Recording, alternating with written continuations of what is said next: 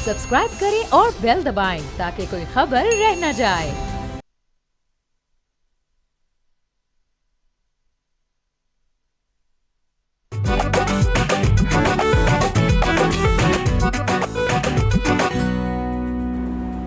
अस्सलाम वालेकुम, बोलो जनाब। मैं बहुत बहुत खुश आमदीद। मैं हूँ असद नज़ामी, मेरे साथ हैं अली अफ्ताब। सर क्या हाल है? सर ज़बरदस्त हैं। कल का जो शो था वो बहुत मालूमाती था, लेकिन कुछ चीज़ें रह गई थी। तो आपको पता है कि हम बकिया कुछ नहीं रहने देते सर। हम सर ख़त्म करते हैं सर, और स्पेशली संडे वो दिन होते हैं जब हम ख़त्म करके सर अगला वीक शुरू करते हैं, क्योंकि हमने फिर वीकेंड पे ही सारी खबरें देनी होती हैं यकीनन। तो आज के दिन सर हमने फिर ज़हमत दी, दावत दी उज़ैर यूनुस साहब को, प्रिंसिपल है एशिया ग्रुप के। कल भी मैंने इंट्रो कराया था, पाकिस्तान में पॉडकास्ट भी करते हैं और एक रिनाउंड इकोनॉमिस्ट हैं। उज़ैर साहब थैंक यू सो मच, आपने फिर हमें ज्वाइन किया। कल की जो कुछ हमारी गुफ्तगू रह गई थी वो हमने एंड की थी बेसिकली डोनाल्ड ट्रंप और की बेसिकली एक जो पाकिस्तानी डायस्पोरा के साथ रिलेशनशिप है या बन रही है या नहीं बनी है, और उसके साथ साथ जो बानी पीटीआई इमरान खान साहब हैं उनके साथ ये क्या रिलेशनशिप क्रिएट हो रही है, लोग इसको किस तरह इक्वेट कर रहे हैं इन दो चीज़ों को, उसके ऊपर आज हम कोशिश करेंगे ज़रा उसमें क्लैरिटी लाएं। सर देखिए, इसके अंदर पहली चीज़ तो ये है कि अगर जो लोग कहते हैं कि डोनाल्ड ट्रंप फ़ोन करके खान साहब की रिहाई करवा देंगे और हुकूमत जो है वो आगे पीछे हो जाएगी उस फ़ोन कॉल के बाद, तो पहला सवाल तो ये है कि क्या ये साजिश होगी, क्या मुदाखलत? उसका जवाब कोई नहीं मांग रहा इस सवाल का। दूसरी चीज़ ये है कि अमेरिका के जो इस वक्त ताल्लुकात हैं पाकिस्तान के साथ, ये बड़े महदूद लेवल पर रह गए हैं। इनकी दो प्रायोरिटीज़ हैं, एक है टेररिज्म यानी कि दहशत गर्दी, और एक है जिसे फॉरेन पॉलिसी के अंदर स्ट्रेटेजिक स्टेबिलिटी कहा जाता है। आम अल्फाज में ये पाकिस्तान का जो न्यूक्लियर और बैलिस्टिक मिसाइल प्रोग्राम है, ये दूसरी प्रायोरिटी है। इन दोनों प्रायोरिटीज़ का जो मेन पार्टनर है अमेरिका के लिए, रिगार्डलेस ऑफ एडमिनिस्ट्रेशन, डेमोक्रेट हो या रिपब्लिकन, वो पाकिस्तान के अस्करी इदारे हैं और पाकिस्तान की इस्टेब्लिशमेंट है। तो मैं ये नहीं समझता कि डोनाल्ड ट्रंप के आने से या कामला हैरिस के आने से ये दोनों चीज़ों में कोई बड़ा जो है वो एक तरह से डिफरेंस या चेंज ऑफ अप्रोच आएगा। हाँ, मार्जिनस पे हो सकता है डोनाल्ड ट्रंप साहब कोई फ़ोन कॉल कर दें या क्या कहते हैं कोई ट्वीट कर दें, लेकिन जो अमरीकी निज़ाम है, जो उसकी प्रायोरिटीज़ हैं, वो उन्हें रियलिस्टिक होकर बताएगा कि सर आपके जो ऑब्जेक्टिव्स हैं इस खित्ते के अंदर बिलखुसूस पाकिस्तान के साथ, वो पाक फ़ौज से जुड़े हुए हैं, तो पहले उनसे बात कर लें कि क्या करना है हमें इस, और जो है आगे जाके फिर खान साहब की बात करते हैं। अच्छा उज़ैर, यहाँ पर हमारे जो अमेरिका के साथ ताल्लुकात हैं वो आपको पता है तारीख़ी तौर पर कभी बहुत दोस्ती हो जाती है, कभी हमारे यहाँ पर इस किस्म की तशवीश लाक हो जाती है कि शायद हम दोस्त नहीं हैं, लेकिन जब भी उनसे दूरियाँ बढ़ती हैं या उनसे कुर्बत भी रहे, ये हमेशा से रहता है कि जी चीन जो है वो हमारा सबसे अच्छा दोस्त है, शहद से मीठा पहाड़ से ऊँचा। सो बुनियादी मसला ये है कि चीन के लिए तो ट्रंप अच्छे नहीं रहे तारीख़ी तौर पर। ऐसे मौके पे जब पाकिस्तान बहुत खुल्लम खुल्ला ट्रंप के लिए चेयर करता है, तो उस पे चीन का कोई रद्द अमल नहीं होता। देखिए, इस वक्त अगेन चीन को भी ये बात मालूम है कि जो पाकिस्तान जो है, कुछ लोग पाकिस्तान में अगर ये बात कहते हैं कि डोनाल्ड ट्रंप हमारे लिए बेहतर है, तो वो आगे जाके अपनी हिकमत अमली तो बनाएंगे उस चीज़ के ऊपर। लेकिन जो हमें ऑलरेडी नज़र आ रहा है वो ये है कि चीन भी पाकिस्तान से दहशतगर्दी के इशू पे ज़्यादा खुश नहीं है, बल्कि वही जो अमेरिका पाकिस्तान को कहता था डू मोर, वही बात कर रहा है। और डू मोर की बात या चीन करे या अमेरिका करे या सऊदी अरब करे, डू मोर का जवाब जो है वो पाकिस्तान की रियासती इदारों ने और पाकिस्तान के अस्करी इदारों ने देना है। और चीन के साथ जो सबसे बड़ा रिस्क है पाकिस्तान के लिए डोनाल्ड ट्रंप के कॉन्टेक्स्ट के अंदर, वो ये है कि अगर वो ज़्यादा अग्रेसिव स्टांस चीन के ऊपर लेते हैं, तो क्योंकि पाकिस्तान की डिफेंस कोऑपरेशन चीन से बहुत ज़्यादा हो गई है पिछले 20-25 साल के अंदर, तो उसका इम्पैक्ट पाकिस्तान के ऊपर पड़ेगा सैंक्शंस की सूरत में, बाकी चीज़ों के एक्सेस के अंदर, जहाँ फिर पाकिस्तान के इदारों को एक अपनी हिकमत अमली बनानी पड़ेगी। आखिरी बात इसमें यह कि बिकॉज ऑफ दिस सिचुएशन, जहाँ पाकिस्तान और चीन के इकोनॉमिक रिलेशनशिप और डिफेंस रिलेशनशिप बहुत गहरा हो गया है, इसकी वजह से अमेरिका के पास ऐसा कोई ज़्यादा लेवरेज भी नहीं है पाकिस्तान के ऊपर। तो ये एक्सपेक्ट करना कि अमेरिका कोई लेवरेज इस्तेमाल करके पाकिस्तान को कुछ करवा देगा, पहली बात है तारीख़ में ये हुआ नहीं। न्यूक्लियर प्रोग्राम टेस्ट के दौरान नहीं हुआ, 9/11 के बाद वॉर ऑन टेरर के अंदर नहीं हुआ, और अब तो लेवरेज भी कम है। राइट अच्छा सर, मैं एक और चीज़ चाह रहा था कि हम इस्टेब्लिश कर लेंगे, ज़रा आपके पास ज़रा ऑन ग्राउंड जो फैक्ट्स और फिगर ज़्यादा होंगे। एक हमने देखा अभी रिसेंटली कि इंग्लैंड में जब मियां नवाज शरीफ साहब वापस गए और काजी फैसा भी आगे पीछे गए उनके, तो इंग्लैंड का जो एक पीटीआई फॉलोअर कह रहे हैं उनको एक ब्रिटिश पाकिस्तानी कह लें, उनका रद्द-ए-अमल जो है बड़ा सख्त होता है टुवर्ड्स एंटी पीटीआई जो लोग हैं और जो पीटीआई की अपोजिशन है इफेक्टिवली।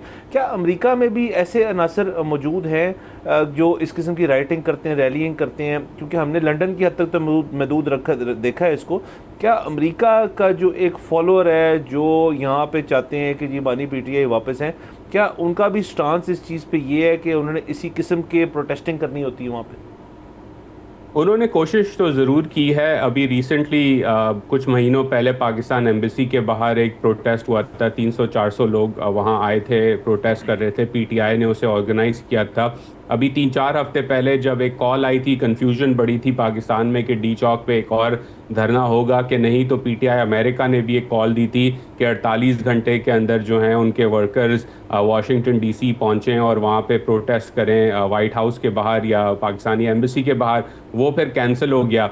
लेकिन डायनामिक्स थोड़े से जहाँ मुख्तलिफ हैं ब्रिटेन और अमेरिका के अंदर, वो ये कि जो कोर सपोर्ट है पीटीआई की पाकिस्तानी डायस्पोरा के अंदर, ये अमीर लोग, बड़े पढ़े लिखे डॉक्टर्स और इस तरह के लोग ज़्यादा हैं जो ह्यूस्टन में रहते हैं या कैलिफोर्निया में रहते हैं या मिशिगन में रहते हैं। तो वो इस तरह से रिसाई उनको एक तो हासिल नहीं कि वो बार बार वाशिंगटन डीसी आ जाएं, और दूसरी चीज़ ये कि क्योंकि उनका कारोबार ज़्यादा है तो वो एक दूसरे तरीके से इंगेज करते हैं, जो हमने देखा कांग्रेस के अंदर उन्होंने इंगेज किया और वहाँ एडवोकेसी की इमरान खान साहब के लिए।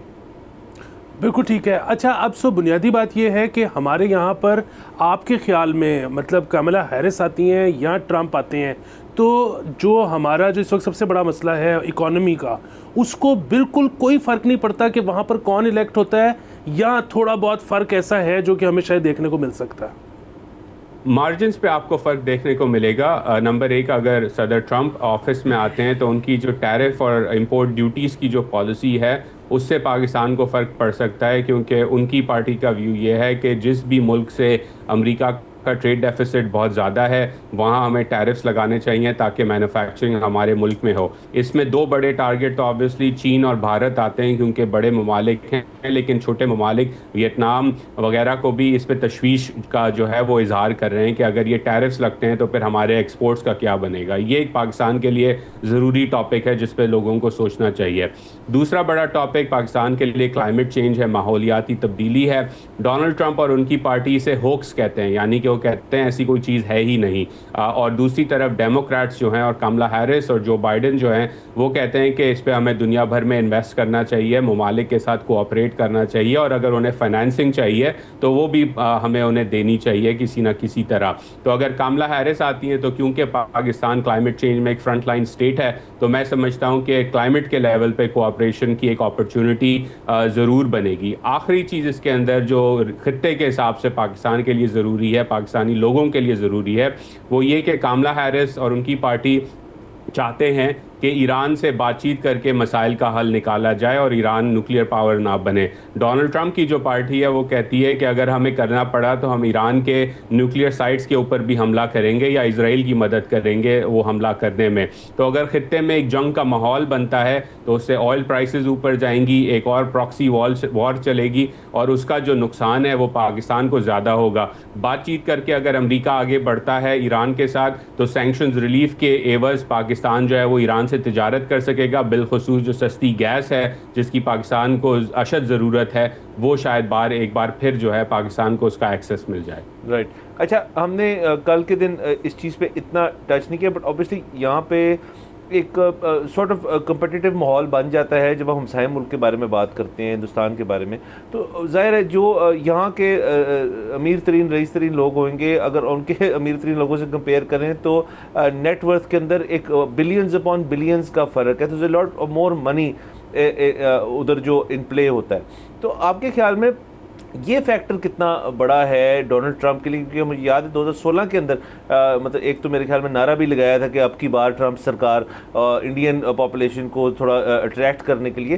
क्या वो 2016 से लेके अब 2024 में हैं, तो यहाँ पे जो इंडियन आपके वोटर्स हैं, क्या वो भी, मतलब खित्ते के ऊपर ओवरऑल बात कर रहा हूँ, कि वो भी ट्रंप के साथ इतने अटैच्ड हैं जितना हमें थोड़ा पाकिस्तानी एलिमेंट मिल रहा है? नहीं जी, डेटा बल्कि हमें बताता है कि जो इंडियन अमेरिकन हैं 60 से 65% उनमें से जो हैं वो कामला हैरिस के लिए वोट डालेंगे इस इलेक्शन में। जो बाइडेन का जब इलेक्शन था तो 67% इंडियन अमेरिकन ने वोट डाला जो बाइडेन के लिए। तो जो कोर इंडियन अमेरिकन सपोर्टर है, वोटर है अमेरिका के अंदर, वो डेमोक्रेट्स को सपोर्ट करता है। उस पार्टी में बड़ा गहरा उनका एक ताल्लुक है और उस पार्टी में उनका इन्फ्लुएंस भी है in terms of elected representatives as well, जैसे रोक खन्ना हैं या प्रामिला जायपाल हैं कांग्रेस में, ये डेमोक्रेटिक लीडर्स हैं। तो नंबर एक बात तो ये। नंबर दो बात, जो ट्रंप ने अपील करने की कोशिश की वो राइट विंग जो है, राइट ऑफ सेंटर हिंदुत्व का जो वोटर है उसको उन्होंने इंगेज करने की कोशिश की और वो अभी भी करते हैं और वो मौजूद है ट्रंप की पार्टी के अंदर, लेकिन उसका इतना असर और रसूख नहीं है जितना कि डेमोक्रेट पार्टीज़ और इंडियन अमेरिकन के वोटर का है। इसके अंदर एक और जो बड़ी बात यह है कि इमिग्रेशन और जो इंपोर्ट टैरिफ्स हैं, जो बड़े मुद्दे हैं रिपब्लिकन पार्टी के, ये डायरेक्टली इम्पैक्ट करते हैं इंडियन अमेरिकन को, चाहे वो H-1B वीज़ा हो, चाहे वो सदर्न बॉर्डर से इलीगल माइग्रेंट्स का इन्फ्लक्स हो जिसमें भारतीय सिटीजन्स बहुत ज़्यादा मकदार में आ रहे हैं, चाहे वो इंडिया के एक्सपोर्ट्स हों जो कि इंडिया की बड़ी मार्केट अमरीका है। तो इन तीनों चीज़ों पर दिल्ली के लिए भी जो है वो एक तरह से खदशा मौजूद है कि अगर ट्रंप आते हैं तो रिलेशनशिप में थोड़ी सी जो है वॉलेटिलिटी आ जाए। अच्छा, एक यहाँ से मुमासलत के साथ अगर आप जवाब दे सकें इस बात का कि ज़ाहिर है वहाँ पर जो ट्रंप के कोई बहुत अमीर अगर सपोर्टर्स होंगे जिनके शायद बिज़नेस एस्पिरेशंस उस पार्टी के साथ जुड़े होंगे, या जो बहुत गरीब होंगे जिनको बेसिकली ऐसा लगता होगा कि कुछ भी हो जाए हमें क्या फ़र्क पड़ता है, तो वो तो शायद मतलब एंटरटेनमेंट के साथ होंगे कि अच्छा कम से कम हमें कुछ नहीं भी मिल रहा तो चलो मज़ा तो आएगा ना, जब एक दफ़ा एक डिस्ट्रक्टिव सी फोर्स आएगी, कुछ ऊपर नीचे होगा। लेकिन जिनका कुछ थोड़ा बहुत स्टेक है मुल्क के अंदर और जिनके आगे ख़ास तौर पे जनरेशन है, वो आपके ख्याल में थोड़ा सा घबराए नहीं होंगे, चाहे वो अगर एंटी डेम्स भी हों, तो उनको थोड़ा सा तो ये डर लग रहा होगा कि यार अगर ये आ जाए तो फिर पता नहीं क्या हो जाए। बिल्कुल, ये जो खौफ है ये अक्रॉस कम्युनिटीज़ हमें नज़र आता है, चाहे वो इंडियंस हों, पाकिस्तानीज़ हों, चाहे वो लाटिनोज़ हों या चाहे वो ब्लैक अमेरिकन्स हों, क्योंकि देखें ये वाइट सुप्रेमेसी की एक तारीख़ है अमेरिका के अंदर, और जब वाइट सुप्रेमेसी उरूज पे था दूसरी जंग अजीम से पहले या right after the second world war, जहां नाज़ीज़ और कू क्लक्स क्लैन का एक बड़ा इन्फ्लुएंस था, तो जब वाइट सुप्रेमेसी उरूज पे होती है तो वो ये नहीं देखती कि आपका नाम जो है वो जसप्रीत है या हुज़े है या जिब्रान है। आप अगर गोरी चमड़ी के क्रिश्चियन नहीं हैं तो आप एक दुश्मन है, और उसमें यहूदी भी आ जाते हैं, वो यहूदियों को भी बड़ी नफ़रत से देखते हैं वाइट सुप्रेमेसिस्ट क्रिश्चियंस। तो ये तशवीश जो है अक्रॉस द डिवाइड हमें नज़र आती है अक्रॉस अमेरिका के जो माइनॉरिटी कम्युनिटीज़ हैं वो एक तरह से घबराई हुई हैं, बिलखुसूस मुसलमान अमेरिकन, क्योंकि जब आप कहते हैं कि हम मुस्लिम बैन लगाएंगे जो कि डोनाल्ड ट्रंप ने लगाया, या आप उनके नायब सदर के नुमाइंदे JD वैंस साहब कहते हैं कि किसी तरह कोई शरिया लगने वाली है मिनेसोटा के अंदर, तो फिर जाहिर सी बात है तमाम ग्रोहों को तशवीश होती है। इसका मैं एक आखिरी एग्जांपल दे दूँ, 9/11 के बाद जब इस्लामोफोबिया अरूज पे था अमेरिका के अंदर, तो सिख अमेरिकन्स के ऊपर सबसे ज़्यादा अटैक्स होते थे, क्योंकि वो उन्होंने पगड़ी पहनी हुई होती थी और गोरे जो रेसिस्ट थे उन्हें लगता था कि ये मुसलमान है, उनकी दाढ़ी भी है, तो उनके ऊपर बड़े अटैक्स होते थे। तो सिख और मुस्लिम कम्युनिटीज़ ने बड़ा कोऑपरेट किया था 9/11 के बाद इसी इशू पर। राइट। अच्छा सर, एक और again this is only for my personal consumption, मैं ये भी देख रहा हूँ कि बहुत ज़्यादा एक सेलिब्रिटी इंडोर्समेंट का बड़ा एक सिनेरियो होता है किसी भी प्रेसिडेंशियल कैंडिडेट के लिए। हमने देखा कि जो एक्सपेक्टेड था, जैसे आपके मार्वल के सारे जो स्टार्स हैं उन्होंने कामला हैरिस को सपोर्ट कर दिया, हैरिसन फोर्ड की जो बहुत बड़े अमेरिकन एक्टर, उनकी एक आई, और वो भी जो अली बात कर रहे थे कि एक डर का फैक्टर है बहुत ज़्यादा कि जी हम डरे हुए हैं कि ये आ गए डोनाल्ड ट्रंप तो अब क्या होगा। नंबर वन क्वेश्चन तो ये कि क्योंकि हम पाकिस्तानी सियासत में बिल्कुल इस चीज़ को ना देखते हैं ना एग्जामिन करते हैं कि एक सेलिब्रिटी इंडोर्समेंट जो है किसी सियासतदान को मिले, इंडिया में फिर हो जाता है। अमेरिका में एक तो इस चीज़ का कितना फैक्टर इन करता है कि मतलब अगेन पॉप कल्चर का हिस्सा है वो सारे, और लोग उनको फॉलो करते हैं, इससे को वोट बैंक चेंज होता है, नंबर वन।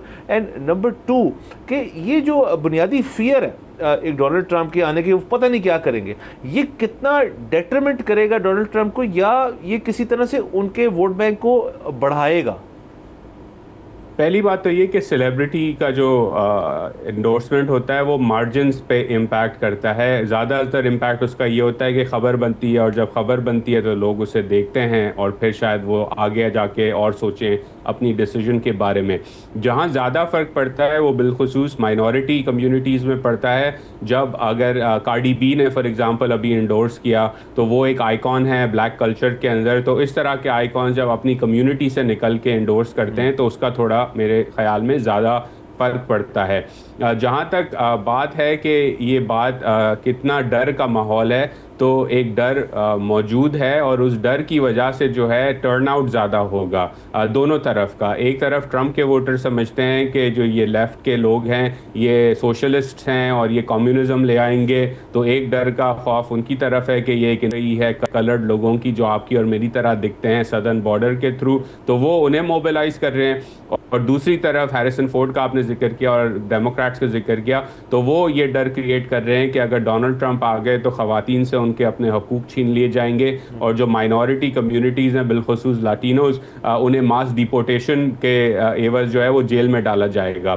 तो ये खौफ के लिए, टर्न आउट बढ़ाने के लिए इस खौफ का इस्तेमाल किया जा रहा है इस वक्त, और एंड में यही हम देखेंगे अगले 48 घंटों में कि इस पे दोनों कैंपेन जो हैं वो अपनी आखिरी स्पीचेस इस इशू पर करेंगी। अच्छा उज़ैर, हमारे यहाँ पर जब इमरान खान साहब आए थे तो बड़ा एक खौफ था कि पता नहीं क्या हो जाएगा अगर आ जाएंगे। अच्छा अब वो दोबारा से वो खौफ है। अक्सर लोग कहते हैं कि जब आ गए थे तो क्या ही हो गया था, सारी चीज़ें वैसी रही थी, लेकिन अब ये है कि जी नहीं, अब जिस तरह आएंगे तो फिर बड़ा पता नहीं क्या हो सकता है। अगेन ट्रंप 4 साल 5 साल गुजार के गए हैं, वो हर दफ़ा यही होता है कि अब अगर आएंगे तो फिर ज़्यादा ख़तरनाक साबित होंगे। देखिए ख़तरनाक तो बहुत ज़्यादा थे वो पहले भी, जैसे मैंने कहा उन्होंने 7 मुल्कों से मुसलमानों की एंट्री पे बैन लगाया। जब कोरोना वायरस आया तो उन्होंने अपने शहरियों को कहा कि अपनी नसों में ब्लीच इंजेक्ट करो। तो जो नुकसान हुआ लोगों का, लोग मरे इनकी बैड एडवाइस की वजह से, ये हमें याद रखना चाहिए। और एक केओस का समा था, रोज़ रात को आपको फिक्र होती थी कि ट्रंप ने क्या कहना है। तो एक तो ये, दूसरी चीज़ ये कि जब वो पहली दफ़ा आए थे तो उनके इर्द गिर्द के कुछ सीरियस लोग मौजूद थे, माइक पेंस, जॉन कैली जैसे। इस दफ़ा तो वो भी उनके साथ नहीं है, तो वो और ज़्यादा खुल के जो है तबाही एक तरह से मचाने का इम्कान रखते हैं डोनाल्ड ट्रंप, क्योंकि उनके इर्द गिर्द अब सब लॉयलिस्ट्स हैं। Right.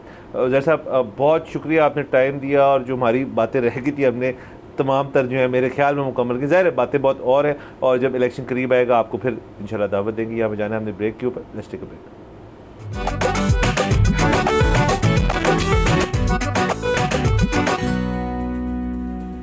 Welcome back from the break. आप देख रहे हैं बोलो जनाब। सर हमें अनफॉर्चुनेटली सर डिस्कशन करनी पड़ेगी, सर मैं लेके कहीं नहीं जा रहा आपको, सर हम जो चीज़ हो रही है उसके अंदर हैं।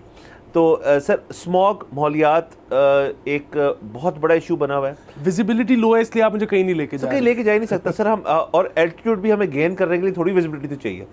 तो सर मैंने उस दिन नापा कि मुझे कितने गज तक नज़र आया। मेरे पास बेसिकली ना एक वो रेंज फाइंडर है, ये ना पूछिए किस चीज़ के लिए बस है। तो सर मैंने उस दिन अपनी घर की गली में बाहर देखा, तो सर तकरीबन आप 300 गज़ के बाद, 300 गज़ बेसिकली 300 स्टेप्स के आगे आपको ज़ीरो विजिबिलिटी है। ये स्मॉग की सूरत हाल है। अगर आपने फ़ोन्स, ऐप्स वगैरह के ज़रिए आप AQI लेवल देखें, जिसकी हुकूमत ने बाकायदा तौर पे तस्दीक भी की है, वो थाउजेंड्स के अंदर आ रहे हैं, 1000 से ऊपर है, 1100 1200। अच्छा ये सूरत हाल क्रिएट हुई है पिछले 2-3 दिनों में। आज के रोज़ आपका दिन के वक्त लेके दोपहर 3 बजे तक आपका जो लोएस्ट AQI रिकॉर्ड हुआ था वो तकरीबन 600 to 700 पे हवर कर रहा था। रात के वक्त ज़ाहिर है थोड़ा स्टेबलाइज हुआ है। अब मसला इस सारी चीज़ का ये है कि गवर्नमेंट ने इस चीज़ को फाइनली तस्लीम की है, एक तो ये अच्छी बात है। उसके रिजल्टेंटली गवर्नमेंट ने ये फ़ैसला किया है कि सरकारी और निजी स्कूल पहली से 5वीं क्लास तक बेसिकली प्राइमरी स्कूल जो होता है वो उन्होंने 1 हफ़्ता बंद करने का फ़ैसला किया। इसके ऊपर सवाल पैदा होता है कि आया उन्होंने सिर्फ छोटे बच्चे जो हैं उनकी सेहत को मद्देनज़र रखा है या फिर ट्रैफिक और गाड़ियों की जो आनिया जानी है उनको कंट्रोल करने की, क्योंकि देखें 5वीं क्लास के बाद 6ठी से लेकर यूनिवर्सिटी तक तो तमाम इदारे जो हैं जो तालीमी हैं वो कल खुले होंगे। तो ये एक सवाल है। उसके साथ साथ मसनूई बारिश के ऊपर सुना है ढेर सारे पैसे जो है वो खर्चे गए हैं, खर्चे जाएंगे, लेकिन उसके हमें कोई असरात जो है अभी तक हम तक पहुँचे नहीं, कि मसनूई बारिश अभी तक हुई नहीं। तो कहा भी ये जा रहा है कि अगला हफ्ता बहुत टफ जाएगा। तो एक तो हमारी ऑडियंस के लिए ये पैगाम कि एयर फिल्टर्स में एयर प्योरीफायर में इन्वेस्ट करें, बाहर जाते हुए N95 मास्क जो है उसको ज़रूर इस्तेमाल करें। लेकिन सर ये जो है ये बड़े शॉर्ट मेजर्स हैं। तो आज असल में हम ये जो हमारे पास थोड़ी सी टाइम है उसके अंदर हम कोशिश करेंगे कि हम इसके ऊपर ये फैसला करें कि आगे लाया अमल जो है हुकूमत का क्या होगा। आया ये बंदिश, स्कूल की बंदिश क्या क्या बंद करेंगे? जी, एक तो मरियम औरंगज़ेब साहब ने जो बात की है वो बड़ी, उसमें जो अच्छी चीज़ है उन्होंने आइडेंटिफाई किया है कि इंटरनेशनल स्टैंडर्ड्स के मुताबिक लाहौर का जो ग्रीन कवर है वो 30% से ऊपर होना चाहिए, जो कि 3% है। माशाअल्लाह। दूसरी चीज़ ये है कि अगेन यहाँ पर आप क्या क्या बंद करोगे इस मुल्क में, क्योंकि कानून ही नहीं है ना। और फिर भी बात है कि जाहिर है, मुझे पता है कि ये सिर्फ हमारा मसला नहीं है, इसमें हमारी दोनों बॉर्डर्स के साथ जो ममालिक हैं उनका भी मसला है। बट अगेन आप देखें कि इस वक्त मेरे मोहल्ले में कूड़े को आग लगाई जाती है 2024 में, और आज जब 1600 पहली दफ़ा मेरे ख्याल में आज तक इतना कभी AQI रिकॉर्ड ही नहीं हुआ तारीख़ में किसी शहर में। तो आज भी उधर कूड़े को आग लगाई जा रही है, कोई पुरसाने हाल नहीं है, कोई मेरे पास नंबर नहीं है जहाँ पे मैं कॉल करके इसकी शिकायत कर सकूँ।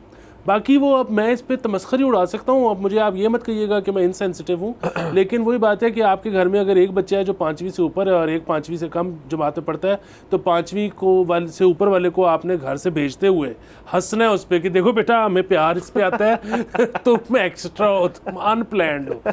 तो बात ये है कि ये बड़ी ही अजीब सी चीज़ें हैं। अगेन इसके पीछे अगर तो पॉलिसी ये है कि इस मुल्क को ठीक होते हुए जितने साल लगने हैं उसमें जो ऑलरेडी 5वीं से ऊपर आ चुका है उसने तो वैसे ही नहीं बचना, तो हम उसकी फिक्र करते हैं जो अभी 5वीं से नीचे है।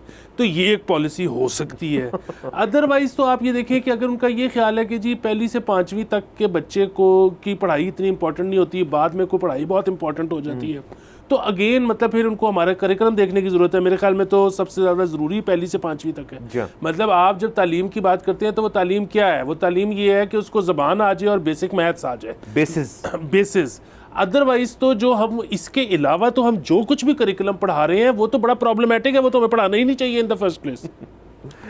जिस तरह से आपने कहा कि जितने ये गंभीर मसले हैं, स्ट्रेट फॉरवर्ड अगर आपको इसका हल चाहिए तो मैं आपको ये बता सकता हूँ कि 35 करोड़ में एक बारिश होती है ना सर मसनूई। सर 35 जो टोटल बजट है उसका मेरे ख्याल में 35 लाख में एक होती है टोटल बजट शायद मुख्तस की। सर मैं कहता हूँ अगर 35 करोड़ में भी होती है ना तो 10 बिलियन को आप डिवाइड करें 35 करोड़ से तो 280 बारिशों का बजट है आपके पास। तो आप PIA की जो बिड आई है ना इसको बेच दें और 280 से आप बारिशें करवा लें और उसको आप प्लान इस तरह से करें कि हर सीजन में 60 बारिशें। वाह, तो आपके ये कुछ 4-5 साल निकल जाएंगे। सर आप इक्वेट कर रहे हैं कि यार एक चीज़ बेचो और इस चीज़ को सर मसला ये है कि ये नेशनल एयर कैरियर है सर, हम लाहौर का मसला हल कर रहे हैं। तो सर जो हमें लाहौर और पंजाब को सबसे ये तनकीद होती है बाकी सूबों से कि सारा कुछ आप ले जाते हैं, ये वाकई में प्रैक्टिकली हो जाएगा सर फिर? सर तो फिर ऐसे ही है, मतलब बार बार जब हमें ये ताना दिया जाता है एलीट कैप्चर का तो फिर कैप्चर होना भी चाहिए। देखिए पूरे मुल्क में कोई स्पोर्ट्स वाला हो, कोई पक्की नौकरी वाला हो, कोई पॉलिटिशियन हो, कोई शोबिज का हो, किसी भी फील्ड से मुंसलिक हो, जब वो पैसे कमा लेता है तो उसके बाद वो क्या करता है? वो अपने बच्चों को लाहौर में सेटल करवाता है। तो फिर लाहौर बचाओ मुहिम आप ये बेचो और लाहौर बचाओ। बाकी सर आपने सर एक बात की ग्रीन कवर की, तो सर मैं ये आज से ये इस्टेब्लिश कराना चाहता हूँ तमाम ऑडियंस को कि सर 3% आपने कहा ना, तो सर 1% मैं ऐड किया करूँगा एक हफ्ते में सर अपनी टाई के जरिए। सर 1% ग्रीन कवर मैं भी लेकर आ रहा हूँ सर। इसमें एक बहुत इंपॉर्टेंट बात है, वो ये है कि जब भी डेवलपमेंट के नाम पर ग्रीन कवर काम किया जाता है, सड़कें पुल ये वो, तो उस पर जब भी एतराज़ उठता है, जब भी सिविल सोसाइटी उठती है, तो सरकार कहती है कि जी हम अगर 100 दरख्त काटेंगे तो 300 लगाएंगे। अच्छा एक तो वो नहीं लगता, ठीक है, मतलब मैं तो वो भी ढूंढ रहा हूँ वो बिलियन ट्री कहाँ लगे हुए हैं जो सुनामी आई थी ट्रीज़ की। दूसरी चीज़ ये कि चलें आप लगा भी देते हो, बात ये है कि एक दरख्त जो 50 साल से पुराना हो चुका है, जिस तरह से वो कार्बन अपने अंदर स्टोर करता है, ये जो आप सैपलिंग्स लगाते हो इसको अभी 50 साल लगने हैं उस टाइम तक पहुंचते हुए, उस जगह तक पहुंचते हुए। दूसरा ये कि जब आप एक दफ़ा उसको काट देते हो, और फिर मतलब जाहिर है जो पुराने दरख्त हैं उनका ज़्यादातर तो फर्नीचर ही बनता होगा, बट अगर उसका कुछ हिस्सा जल भी जाता है, सो आपने उसका पूरी उसकी ज़िंदगी का मकसद ही फौत कर दिया कि उसने अपने अंदर अपनी ज़िंदगी में जितना कार्बन स्टोर किया था आपने वो वापस दुनिया को दे दिया। सर बिल्कुल सर। सिद्धू साहब ने बिलियन ट्री का जिक्र किया, मुझे वो बात याद आ गई, उस ज़माने में जो एक नारा चल रहा था कि not billion trees billions for me, तो वो एक बात उन्होंने की, लेकिन मेरा ख्याल में सर वो सक्सेसफुल ऑन ग्राउंड वो था ही नहीं, वो हो नहीं सकी चीज़, लेकिन उसकी ज़रूरत थी। मैं वाहिद तो नहीं, एक दो और से भी एग्री करता हूँ, लेकिन पीटीआई का अगर एक मनसूबा जिससे मैं बहुत एग्री करता था वो थी कि एक पहली सियासी पार्टी थी जो क्लाइमेट के ऊपर बात तो कर रही थी और उसके ऊपर एक कोई इकदाम लेने को तैयार थी, तो बाकी भी हुकूमतों को इस चीज़ को मद्देनज़र रखना चाहिए, नेमली बिकॉज क्योंकि ये अब बेसिकली एक कोई सीजनल चीज़ आप कह लें इसको, चलें लेट से हाँ सीजनल है, बट उस सीज़न के अंदर भी इसके अंदर क्वांटिटी वाइज और मैग्नीट्यूड वाइज इसके अंदर इजाफा होता जा रहा है, तो इसके ऊपर नज़रसानी करने की बहुत ज़रूरत है। दूसरा सर, अब देखें इसका क्विक फिक्स तो कोई है नहीं, मसनूई बारिश ये स्टॉप गैप अरेंजमेंट्स हैं जो आपने वक्ती मसले को हल करना है। अब आप देखें इसके साथ साथ जो चीज़ें ऐड हो रही हैं, आप अगर किसी नामवर डॉक्टर पल्मोनोलॉजिस्ट से बात करेंगे, वो आपको मैं बता सकता हूँ उनसे बात करते भी और कुछ से किए बगैर भी कि पल्मोनोलॉजी की फील्ड के अंदर जो इश्यूज़ है, दमे का जो मसला है वो इतना बड़ा है जिसकी कोई और सब उसको अनफॉर्चुनेटली यहाँ पे अभी तक कोविड का कह रहे हैं, ये जो कोविड जी कोविड जो है ना वो ख़त्म हो चुका है, उसके नासर कुछ रह गए हैं, लेकिन वो एक कंट्रोल्ड चीज़ है। जो बच्चा घर आता है, खांसता है, ज़ुकाम होता है, गले में शिकायत होती है आपको आंख की, this is a direct result of smog. ये आप 1 साल बर्दाश्त कर लेंगे, 2 साल बर्दाश्त कर लेंगे, उसके बाद ये आपका एक अल्लाह माफ़ करे, लेकिन ये बहुत स्टडीज ये चीज़ जो है इस चीज़ को कहती है कि ये आपका एक आइसोलेटेड किस्म का पैंडेमिक बन जाएगा। अच्छा, फिर क्या क्या बंद करेंगे? दफ्तर बंद करेंगे, स्कूल बंद करेंगे, लोगों को आना जाना बंद करेंगे, लॉकडाउन लगाएंगे। लॉकडाउन तो हम कोविड में नहीं लगा सके, यहाँ कोई लॉकडाउन वाला माहौल नहीं है।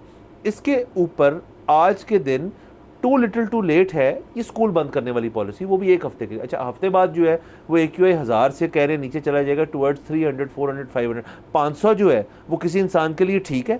बिल्कुल भी नहीं है सर। यकीनन एक तो ये सर इस पे एक तो ये है कि 300 इज़ द न्यू नॉर्मल, ये कितनी ज़्यादती की बात है, पहली चीज़। दूसरी चीज़, लॉकडाउन के अलावा हमारे पास फ़िलहाल हल कोई नहीं है, क्योंकि बाकी सबके लिए पैसे चाहिए। अच्छा, लॉकडाउन जो है उसको इफ़ेक्टिव बनाने के लिए ज़रूरी है कि अपनी फायरवॉल्स बंद करें ताकि वर्क फ्रॉम होम हो सके। इसके अलावा OTTs के पासवर्ड बांटें ताकि लोग घर पे एंटरटेन भी हो सके, लोग बाहर ना निकलें। सो ये चीज़ हो गई। तीसरी और आखिरी चीज़ सर, पोलराइजेशन इतनी बढ़ गई है। प्रॉब्लम ये है कि आज हम कोई चीज़ इसलिए नहीं कर सकते, आप तनकीद करेंगे कि हमें कुछ करना चाहिए, सबको मिलकर निकलना चाहिए स्मॉग के लिए, तो मैं कहूँगा नहीं तो पीपल्स पार्टी के दौर में भी तो 800 था, मैं कहूँगा कि जी नवाज शरीफ के दौर में भी तो इतना था, PTI के दौर में भी तो इतना था। अब पोलराइजेशन इतनी बढ़ गई है कि हमें ये चीज़ भूल गई है कि आपका बच्चा और मेरा बच्चा इसी हवा में सांस लेते हैं, हम अपनी पॉइंट स्कोरिंग करना चाहते हैं। हर जगह ये चीज़ चल रही है और बार ये बड़े संजीदा मामलात हैं, हमें इनके ऊपर पूरे साल सोचना चाहिए, कई साल सोच के एफर्ट करने के बाद इंशाल्लाह मसला हल भी होगा। लेकिन अगर इसको सीजनल रखेंगे और आपको एकदम से याद आएगा ओ स्मॉग भी कोई चीज़ है, तो फिर वही चीज़ें होंगी जो आजकल हो रही हैं। बारह जाना है ब्रेक के ऊपर, please stay with us.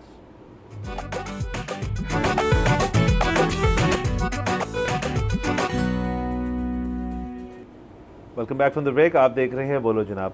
Sir बीच में आपने जिक्र किया सर PI की निचकारी का, और आपने कहा वो 10 बिलियन जो है वो उठा के स्मॉग फंड में डालते। सर कह देते इसको स्मॉग फंड बनाते सर। बिल्कुल, वो और आप वो जहाँ पे डैम फंड है उसी में जमा करवा दें, उससे जो सूद आएगा उसकी भी हम मसनूई बारिशें करवाएंगे सर। और सर जो PI के इस वक्त फ्लीट हमारे पास मौजूद है, उसमें से कुछ जहाज़ जो चल नहीं रहे क्योंकि ट्रैफिक कम है PI की, उनको मसनूई बारिश के लिए यूज़ करें। ये जो नया सारा सिस्टम करेंगे, मंगवाएंगे, मंगवाना कुछ नहीं है अब हमने सर, इंटरनल रिसोर्सेज जो उनको इस्तेमाल करें। बारह सर पीए की निचकारी के ऊपर ज़ाहिर है सर गुफ्तगू बहुत ज़्यादा हुई, हमने इधर भी उसको जुमे के रोज़ काफ़ी डिस्कशन की, लेकिन उसके बाद से काफ़ी चीज़ें अपडेट्स भी आई हैं। एक तो ब्लू वर्ल्ड सिटी वाले जो हैं वो अब back to the drawing board उनको भेजा गया कि यार सोच लें आप थोड़ी सी बिड जो है उसको इन्हांस करके भेजिए, क्योंकि हम 50 पे थे, आप 10 पे हैं, तो it is a bit embarrassing. अब गवर्नमेंट जो है वो इस चीज़ को करने के लिए ऑल हैंड्स ऑन डेक है कि इसको किसी तरह करा लिया जाए। जल्दी क्या है हमें नहीं पता। हाँ, उसमें मैंने सुना है कि उन्होंने कुछ इस किस्म की भी एक सवाल पूछा है कि कुछ पेमेंट आप प्लॉटों की शक्ल में ले लें। हाँ तो ठीक है ना सर, तो सर आप बेहतरीन है सर, बिल्कुल सर प्लॉट वो आ जाएं और सर वहाँ पे किसी सरकारी महकमे की हाउसिंग सोसाइटी जो बन जाएगी, तो ये भी हो सकता है। सर हमें एक और GOR की ज़रूरत है। हाँ सर GOR की जरूरत सर, वैसे आप हमारी फ्रेटर्निटी में क्यों नहीं आते सर? सर वो आप साफियों की सोसाइटी बनाए सर वहाँ पे कोई। यकीनन, और मतलब आप देखिए ना कि अभी उन्होंने कहा है कि साफियों को 3200 प्लॉट रूडा में मिलेगा, लेकिन फिर वही बात है कि मतलब क्लाइमेट का आजकल पता नहीं होता, बैन आना जाए तो आप साफियों को किसी स्टेबल जगह पे प्लॉट मतलब आपके लिए ड्राई है वहाँ, ये ड्राई जगह। अच्छा सर, बाकी सर केपी गवर्नमेंट ने कमाल कर दिया सर, उन्होंने और सर और भी लोग होंगे इसके अंदर, वो कहेंगे 10 बिलियन, माइंड यू $10 बिलियन नहीं है, ये 10 बिलियन रुपीज़ है। तो अगर 10 बिलियन देखिए ना, हर चीज़ जब उसके ऊपर बिडिंग शुरू होती है ना उसके, तो जो ओनली बिड अगर आई हो तो वही उसका रेट है, फिलहाल मार्केट रेट उसका है 10 बिलियन। अब उससे कोई ऊपर आता है तो वो कितना ऊपर जाएगा, वो 85 तक तो नहीं जाने वाला। तो केपी गवर्नमेंट ने सर अपना हिस्सा डाला इसके अंदर, और उन्होंने कहा जी कि आप ऐसा करें कि हम जो हैं बतौर एक सूबा आपके नेशनल एयर कैरियर जो है उसको हम अब्जॉर्ब कर लेते हैं और ये बेहतरीन हो जाएगा। तो उन्होंने कहा हम भी रेडी टू बिड हैं 10 बिलियन के ऊपर, ये एक बात होगी।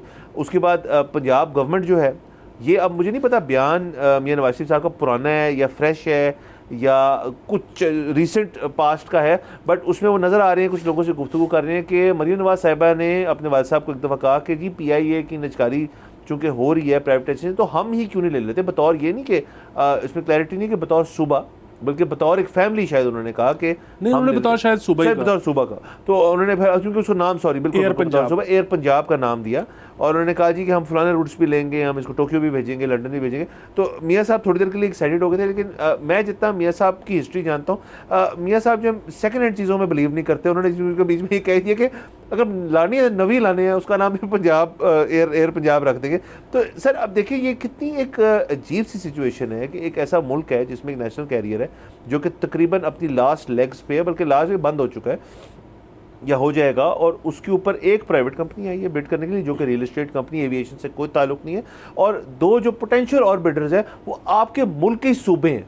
तो सर ये बहुत इंटरेस्टिंग टाइम्स में हम रह रहे हैं। एंड अगेन सर मैं वो दोहराना चाहूँगा, सक्सेशन के जो वो कैरेक्टर है लोगन पॉल साहब, जो कहते हैं अपने बच्चों को कि you are not serious people, तो सर वही फिक्रा जो है मेरे ख्याल में एक हद तक बैठता है इस निजकारी के हद तक। बिल्कुल, यहाँ पर ना मतलब केपी का तो मुझे शक ये है कि वो तो फ़ौरन ले लेंगे और वो शायद चलाने के लिए ना लें, वो उसके बाद ब्लू वर्ल्ड को ही कहें कि आप ऐसा करो कि 6 अरब में हमसे ले लो, क्योंकि आपको पता है कि फेडरल गवर्नमेंट ने केपी के पैसे देने हैं।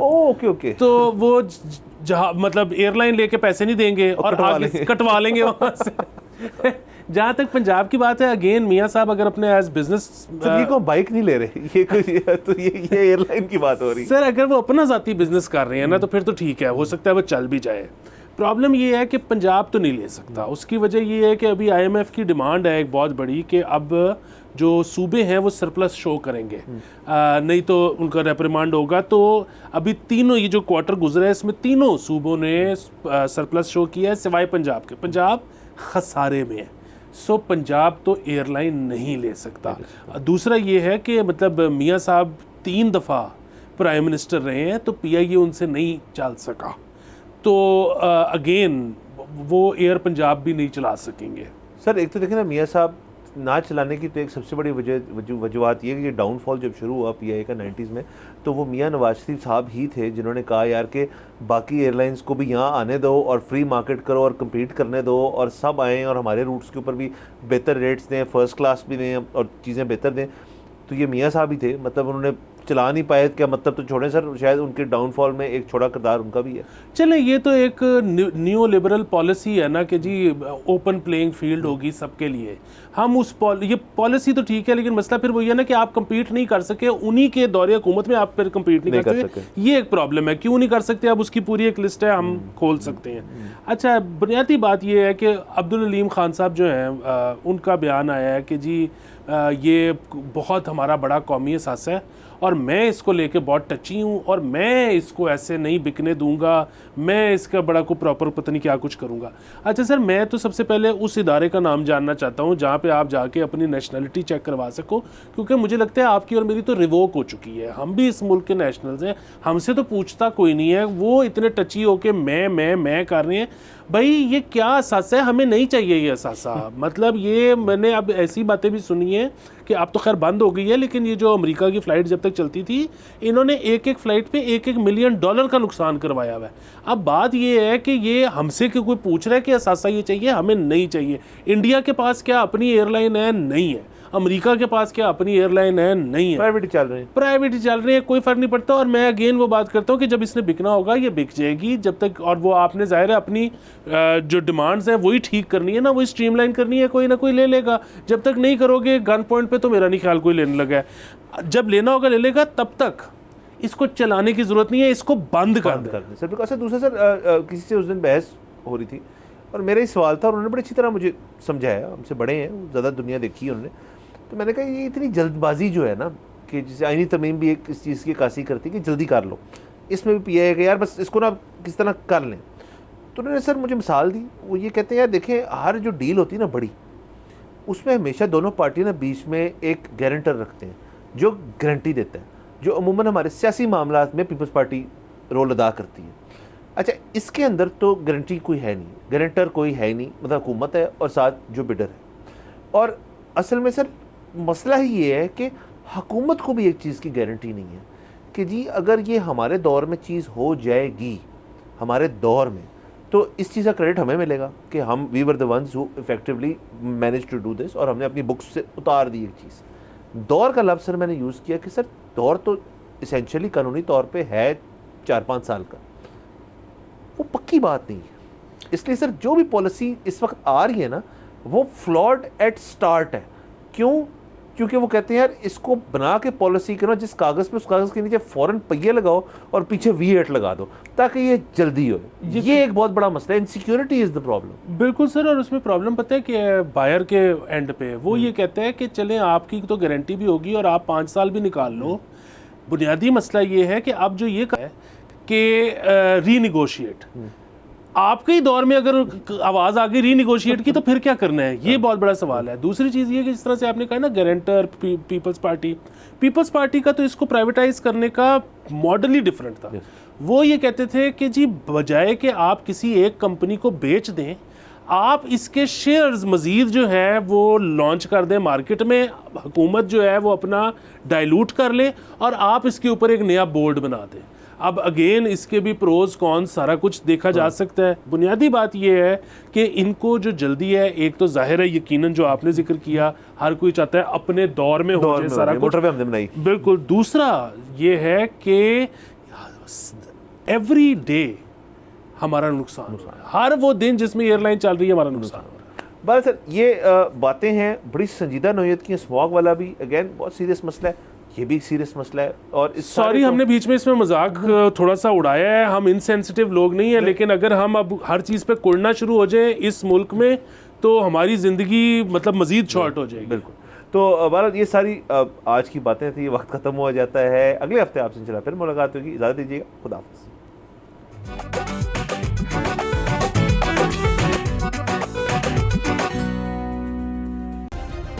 सब्सक्राइब करें और बेल दबाएं ताकि कोई खबर रह न जाए।